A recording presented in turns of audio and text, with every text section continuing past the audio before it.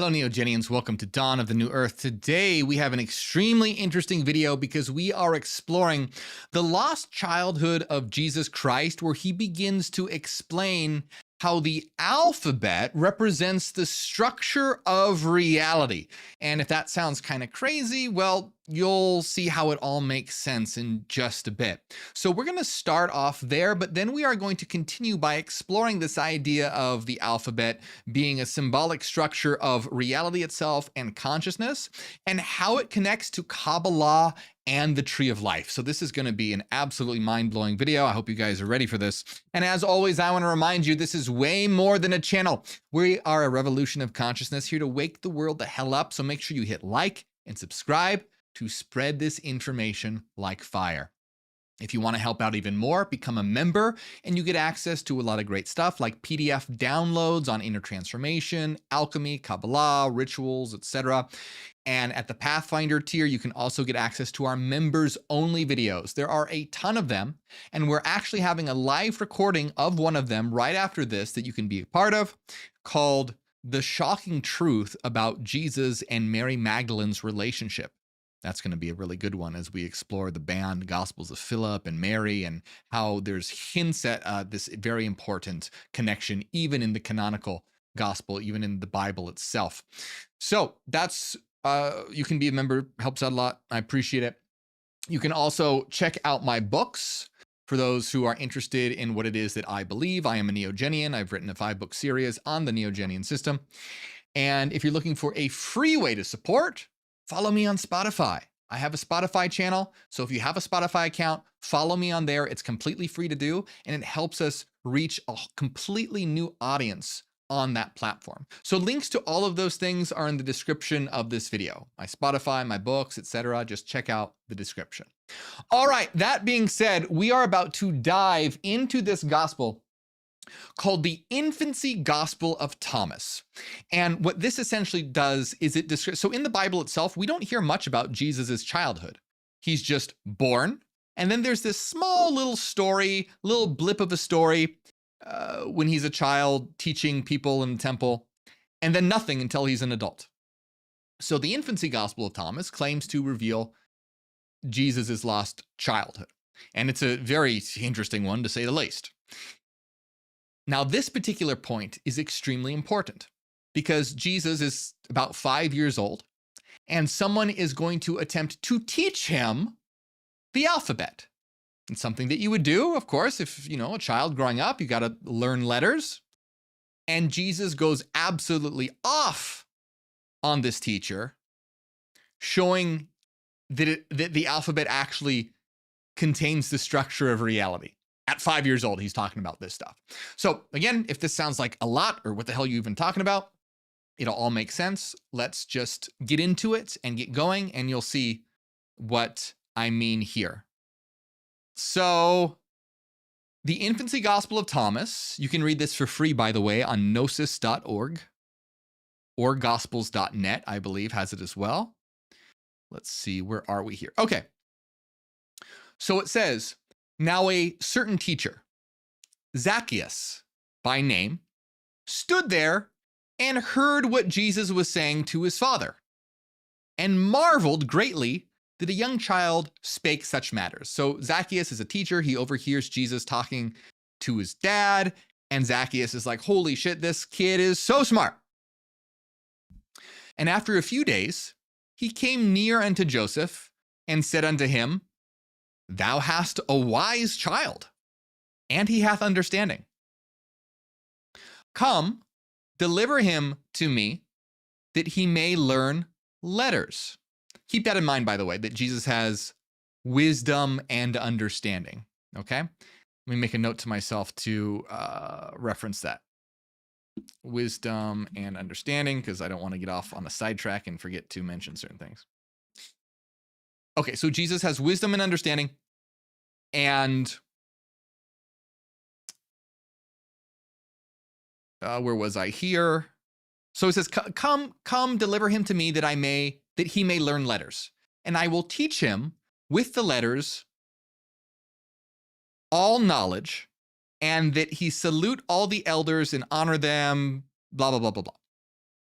So basically, hey, let me teach Jesus the alphabet because he's a smart kid. He has wisdom and understanding. It continues. And he told him all the letters from alpha even to omega clearly. So in the Greek alphabet,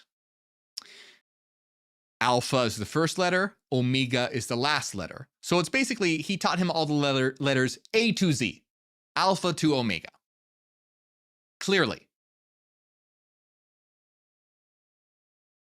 But Jesus looked upon Zacchaeus the teacher, remember Jesus is 5, and saith unto him, thou that knowest not the alpha according to its nature, how canst thou teach others the beta? So beta is the second, so we have A and B. In Greek, it's alpha, beta. That's where we get alphabet, by the way. Alpha, beta, alphabet. So Jesus is saying, you don't know the true nature of the alpha. And if you don't know the true nature of the alpha, how can you teach the beta? So Jesus is saying, if you don't know the nature of A, how can you teach people B, essentially? Jesus continues, thou hypocrite, first, if thou knowest it, teach the alpha, and then we will believe thee concerning the beta. So he says, you liar, you idiot. Jesus is not so nice in this gospel, by the way. He gets nice later. In the beginning, he's not so nice. But he's basically, hey, you idiot. Prove that you know the alpha. And if you can do that, then we'll listen to you about the beta. Then he began to confound the mouth of the teacher concerning the first letter, and he could not prevail to answer him. So the teacher can't answer. And in the hearing of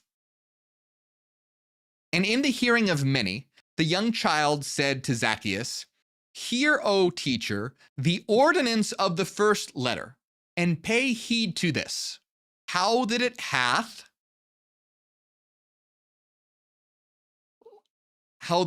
lines and a middle mark, which thou seest, common to both, going apart and coming together, raised up on high, dancing of 3 signs, like in kind, balanced, equal in measure.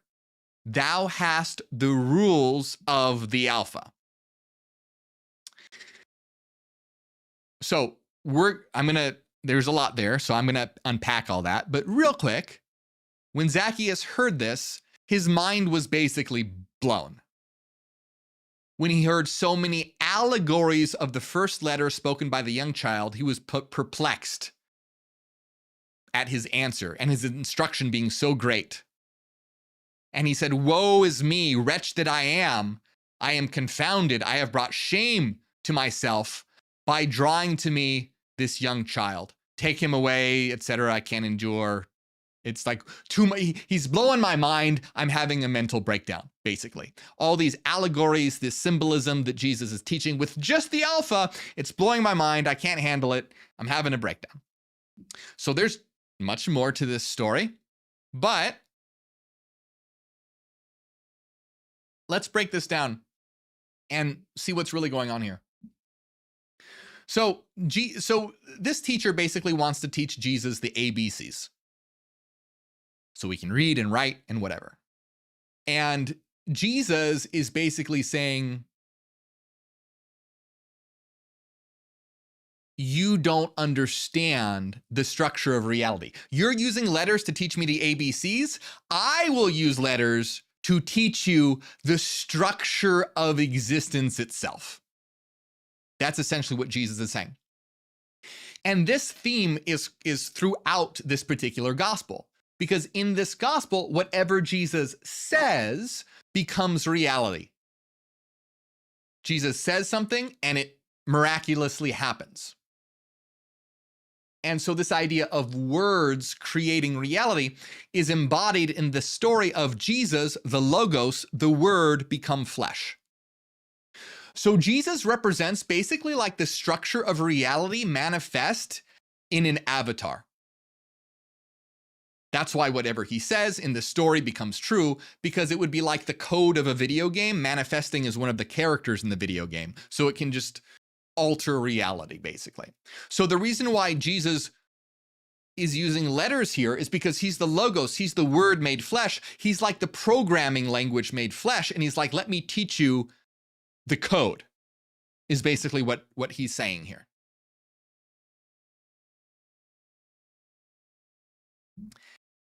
And he starts talking about the Alpha. And the Alpha is simply this, okay? That's the Alpha. And it's an A. What Jesus says, let's see. He starts explaining it. That it has lines, a middle mark, 3 pieces, common to both, coming together, raised up on high, balanced, equal in measure, etc. So let me break this down. He's basically using the letter as a way of explaining how reality is structured. And we can understand, so if you look at the A, we have 2 sides and then a middle that connects the 2. Well, this is essentially as above, so below. The spiritual realm being connected to the material realm. That's essentially what is being discussed here. Now, to really break this down, what I am going to do is use the Hebrew letters. Jesus was using the Greek letters here, but we're going to use the Hebrew letters. Why? Because I want to explain to you how letters are used to form the structure of reality. And in here, Jesus just talks about the Alpha, so we don't have a lot to go on, just the alphabet. However, later on in Kabbalah, it was shown in a symbolic way how the 22 Hebrew letters symbolically structure reality and consciousness. Let me explain what I mean, okay? So, in Greek, you have alpha and beta. That's where we get alphabet. In Hebrew, the first 2 letters are aleph and bet. So the Hebrew alphabet is actually often referred to as the aleph-bet. Now, I'm going to show you what the aleph looks like, and you'll see that it's very similar to an A. This is the aleph. Now, it's not exactly the same, of course, but you'll notice that it has that 3-part structure to it, okay? It has this 3-part structure. So, according to Kabbalah, Hebrew is a symbolic map of reality and consciousness.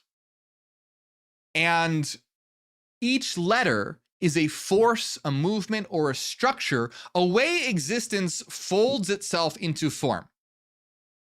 So we're going to walk through some of these to see how it connects. And Aleph is the first one that we're going to talk about. Now you'll notice that it has the same triune triple structure. You see that at the top there's this what's called a yud, okay? The symbol on top, there's a yud on the top, a yud on the bottom, and it's connected by a vav. They're just like, it's basically like 2 dots connected by a middle line. That's very similar in structure to the A. You have 2 things connected by a 3rd thing. Here you also have 2 things connected by a 3rd thing. The 2 things are called the yud. The 3rd thing is called a vav. And again, this represents as above, so below, spirit connected to matter. Now, here's the very interesting thing, is that Aleph is silent. Now, before we get into this, there's a lot to this. So also in Hebrew, in ancient Hebrew, they didn't use numbers. The letters were the numbers. Each letter corresponded to a certain number. So to say that reality is formed by the letters is to say that it's formed by numbers, which is to say that reality is mathematical. And this is, of course, what Pythagoras said when Pythagoras said all is number and number rules the universe. And so much of quantum mechanics and philosophy backs up the idea that this is a mathematical reality. But what we're doing here, I just want to be clear, what we're doing here, because remember, in the text, the teacher said he was blown away by all the allegories that Jesus said about the A. Allegories, not objective truth, but stories, parables, metaphors. So I just want to be clear. When we are talking about the alphabet, whether it's a Hebrew or Greek or whatever, when we talk about that being the structure of reality and the structure of consciousness, not in an objective, literal sense, but in a symbolic, allegorical sense. It's a way for us to wrap our minds around it in a symbolic way. If we wanted to understand it objectively, we would be using mathematics, Fourier transforms, complex analysis, philosophy, logic, reason, etc. But what we're doing here is completely different. We are understanding it symbolically, okay? So I want to make that clear because I don't want people to think that I am saying that reality is literally made out of the Hebrew alphabet. That would be crazy. It's an allegory. It's a way of understanding it. And so the Aleph represents the connection of the as above, from the above to the below. But here's also the interesting thing, is that the Aleph is silent. It doesn't make a sound. And so it represents pure being before expression, basically like undifferentiated existence. The infinite, but before it decides to manifest as anything. So we can see that it's connected, like I said, the as above to below. And what this really is like pure being, pure undifferentiated oneness. Nothing has happened yet. But then something does, okay? So to understand this better, we're going to bring in the tree of life, okay? So we're going to bring in the tree of life. If you're not familiar with the tree of life, that's okay. That's fine. What this essentially is it is a symbol. This is a symbol that represents the structure of reality and the structure of consciousness. You have 10 spheres called sephirot or sephirot, and they're connected by 22 paths. 22 paths. You can think of these as like energy channels or energy centers, okay? Each of the large spheres are energy centers, and the paths are like how energy is transmitted and flows between them, okay? So there are 22 paths, and guess what? There are 22 letters of the Hebrew alphabet. And so it's assigned, the 22 letters are assigned to each of these energy channels. And I'm going to explain why that is the case and what it really means. One thing I want to make clear is that the particular structure that we're looking at in terms of which letters to assign to which path was put forward by the Hermetic Order of the Golden Dawn. And they did it in such a way so that it could also correspond to the 22 major arcana of the tarot, because you have all these different things coming together. You have Kabbalah, you have the Hebrew letters, the tree of life, the paths, the tarot cards, the major arcana. It all connects. Not in a literal, objective sense, but in a symbolic sense, okay? Don't worry about the tarot card thing. I just wanted to point out that there are different ways to structure the tree of life, and the particular way that we are looking at right now is via the Western occult tradition. Okay. So you can see that Aleph is right here. Aleph is right here. And so it connects Keter to Chokhmah. Oh, one quick thing I want to say. Remember how the teacher said that Jesus had wisdom and understanding? Chokhmah is wisdom. Binah is understanding. Okay? And the synthesis of Chokhmah and Binah is a hidden Sephirot called Da'at, which means knowledge. So the synthesis of Chokhmah and Binah, or wisdom and understanding, is knowledge. So Jesus has knowledge, okay? That's just a kind of a cool connection to make there. So in the tree of life, we have Aleph, which connects Keter to Chokhmah, right here. We can mark them off here. Okay, so that's the path of Aleph. And Keter is pure existence, pure unity. And Chokhmah is like the first flash of awareness. So it's like raw force. And so Aleph represents that bridge between them. Aleph is where pure oneness and pure being becomes energy. That's the first manifestation of existence. So do you see how, so Keter is unity, Chokhmah is like energy, Aleph is the bridge between them. Aleph represents like the process, the flow of pure being manifesting as pure energy. Okay? So we're going to continue. And by the way, this setup came much later.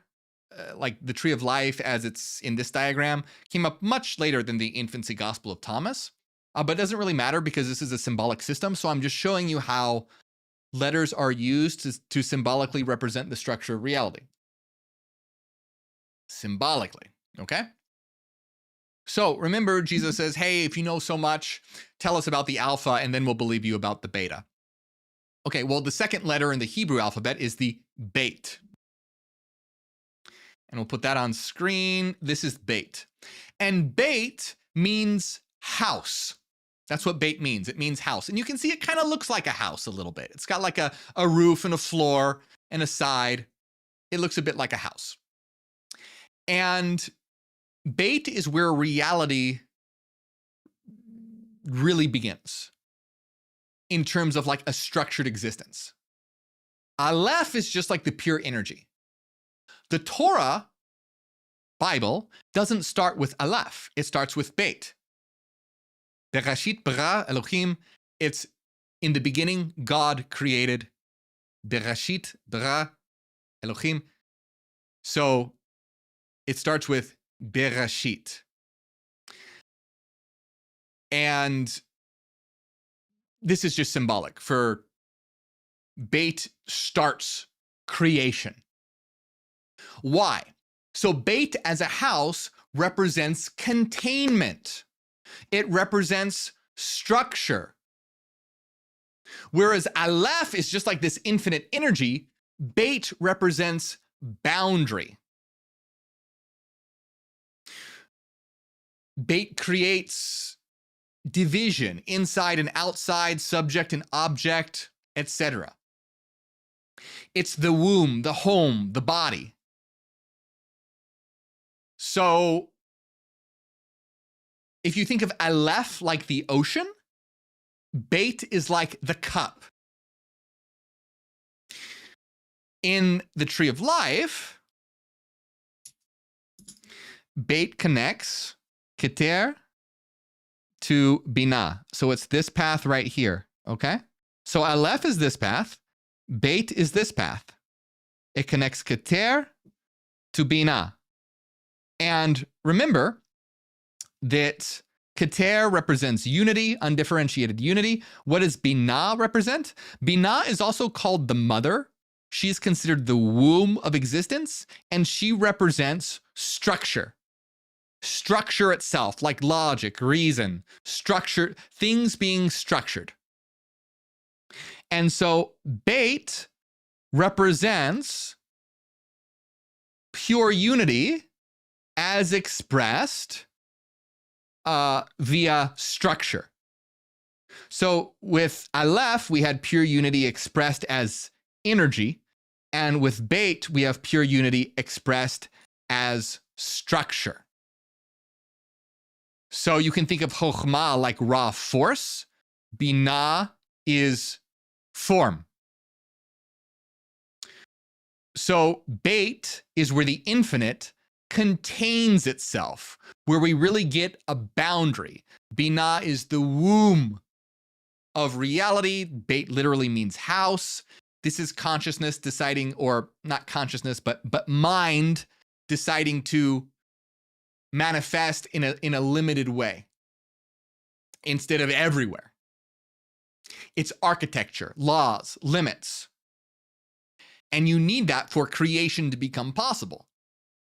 Think of a house. If you wanted to build a house without boundaries, that's not possible. A house is a boundary. That's the whole, it has a floor and a roof and walls. So to create something, you need boundaries. What comes next is Gimel. This letter is called Gimel.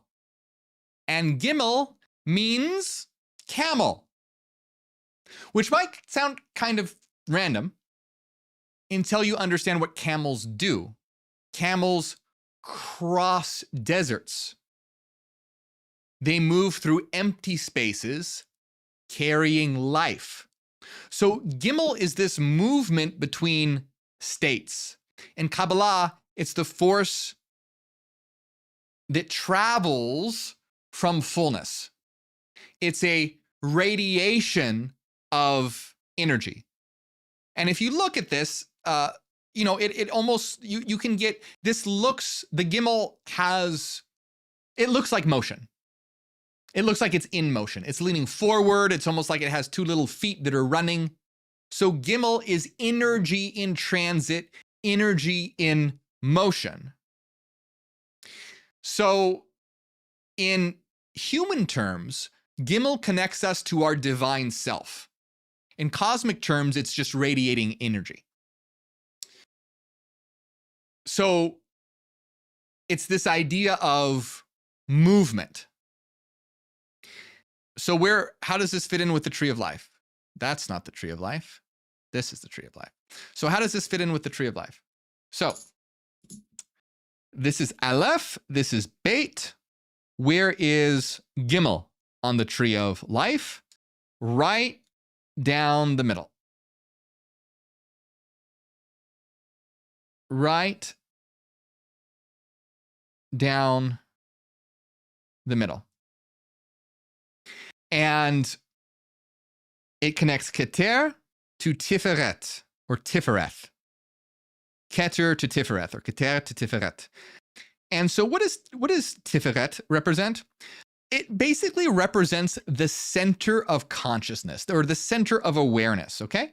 So Tiferet is like the center of awareness. And so Gimel attaches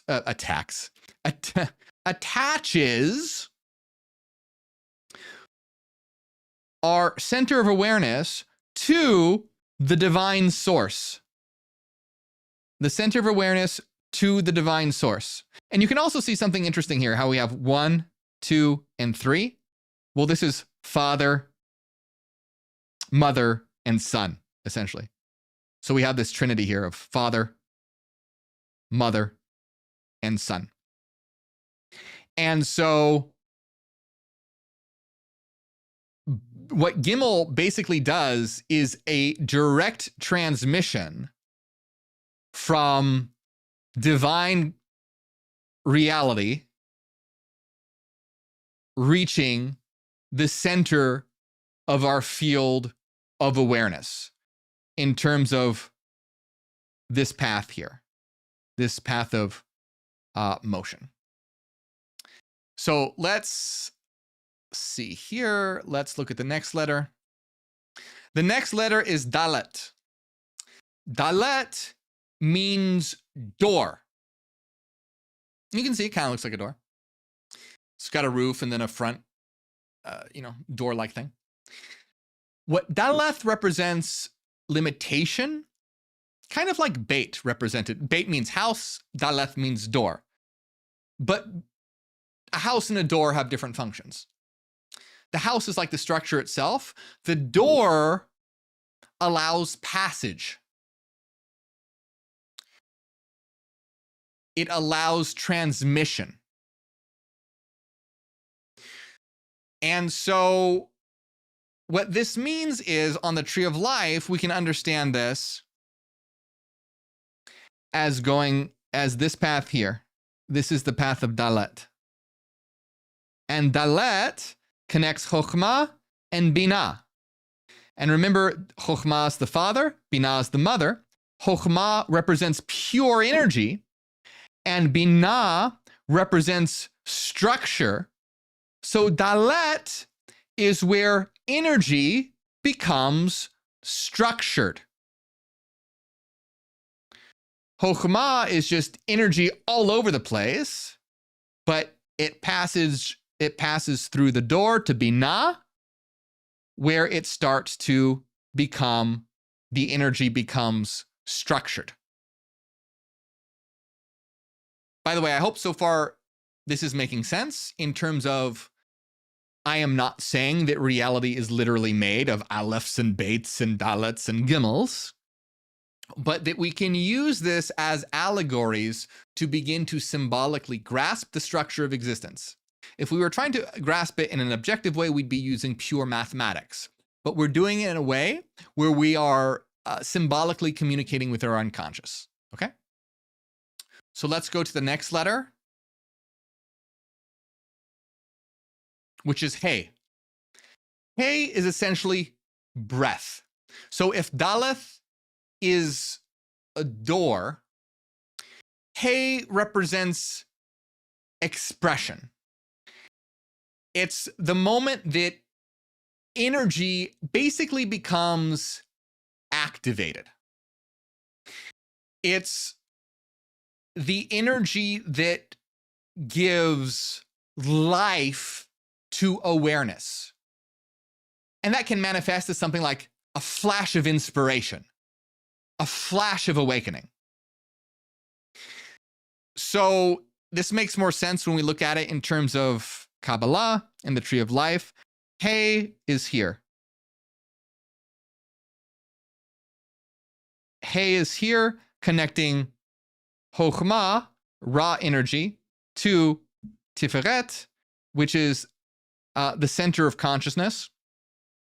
And so Hey is the energy that powers the center of our field of consciousness. And it can manifest as like an aha moment, sudden clarity, flashes of inspiration. But essentially that's what it is. It's where energy becomes, manifests within our field of awareness. So let's move over to the next letter, which is Vav. This is a really interesting one. So Vav means hook or nail, which is perfect because Vav essentially connects the spiritual to the material. Vav is kind of like a connection, like an and, a then, and so. It's the spine of reality. In metaphysics, this is causality. This thing happens, and then this thing happens. Without Vav, that wouldn't be possible. Vav is what arranges images or states into a movie. You can think of like freeze frames, putting all those frames together so that it forms a movie. It's time. It's sequence. It's time. It's sequence. And this is where, let's see, let me bring up the tree of life. Vav is this path that connects Chokhmah to Chesed. Chokhmah to Chesed. Okay, so remember, Chokhmah is wisdom, but it's just like pure energy. Chesed means mercy, but what really Chesed represents is essentially the material world. It's essentially the material world. And so Vav is energy, expansive energy flowing into the material world. And that's why, the Vav as a nail is very appropriate, because it nails the spiritual to the material. Because up here is not really material. We have unity, we have energy, we have structure. Here, we have energy manifested in space and time. But it's a very, so Chesed is all about, it's associated with space and time, but it's also associated with expansion. Think of kind of like the Big Bang. It's a poof. And so Chokhmah, remember, is raw energy. So raw energy flowing into the material world causes this expansiveness. It's this expansiveness that manifests through the path of Vav, nail, the connective. Remember, even in the Aleph, we had the Aleph and we had the Yud and the Yud connected by the Vav. The Vav is always, not always, but it's very often connecting things together. And so we have the Vav as the nail, something that nails things down, connecting Chokhmah to Chesed, or raw energy to the temporal universe in the form of expansion. In the form of expansion. So Vav is like the spine, it's continuity. It's what fastens things together. It's causality. One moment and then the next.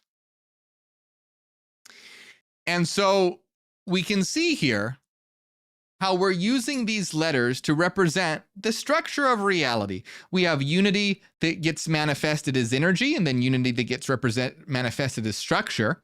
We have energy that becomes structure. We have divine consciousness flowing down into our field of awareness.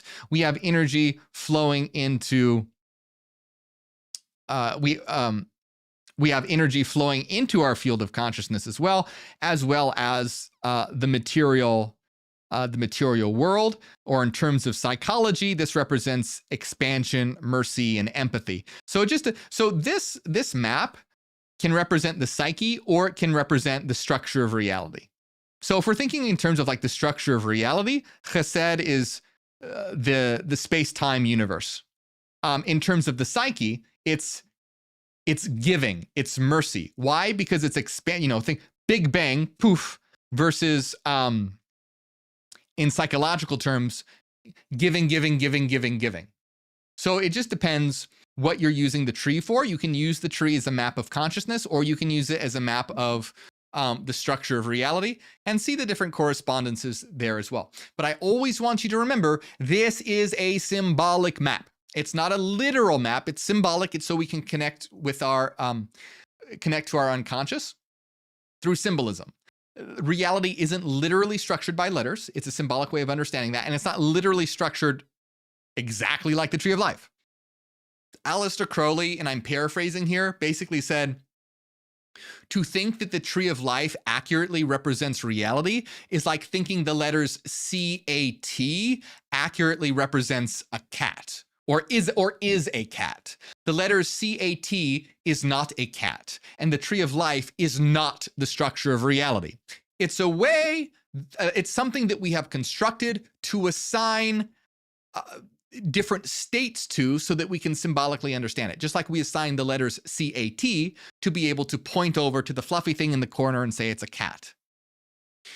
Whether you call it a cat or a gato or a chatul or neko or what, it doesn't matter what language that you're using, because it's not the thing itself, it's what we use to refer to it. So the tree of life is not the structure of your psyche, it's not the structure of consciousness, it's what we use to symbolically refer to your psyche. Don't mistake the map for the territory, basically. If you have a map of Los Angeles, that's not literally Los Angeles. It's a map of it. And it's flattened, it's basic, there's a ton of details missing. This is a map, and it's a symbolic map for the purpose of connecting with our unconscious and connecting with our psyche. Okay, so I'm looking at the time right here, and we don't have enough time to go through the other letters. What I want to know from you is, do you want to go through the rest of the letters? Do you want to have another video next week on to continue this? Tell me in the comments. I always appreciate hearing what you guys like. And as always, I want to remind you, this is way more than a channel. We are a revolution of consciousness here to wake the world the fuck up. So make sure you hit like and subscribe and share so we can spread this message like fire. If you want to help out even more, become a member. You get access to a lot of great stuff like free PDF downloads on alchemy, Kabbalah, ritual work, etc.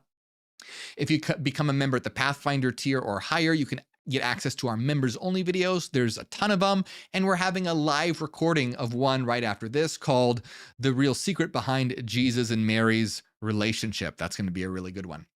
And you can also check out my books on the Neo-Genian system. I am a Neo-Genian. I wrote a 5-part series on it. And if you want a free way to support, a great way to do it is by following me on Spotify. I have a Spotify channel. So go follow me on Spotify. It's completely free to do. And this is what allows us to wake up more people on various platforms. And you help us do that. So I appreciate it. Links to all those things are in the description of this video. And I want to give a big shout out to everyone who supports, especially Renaissance Fairy, Cassidy, Angela, Dallas, Nusalina, Eric, Sandy, Soul, Vivian, Tornado, Son of God, Banshee, Pop Out, Hyper Saiyan, and everyone else. Thank you very much. My name is Morgue. I am Neo-Genian, and Ad Astra.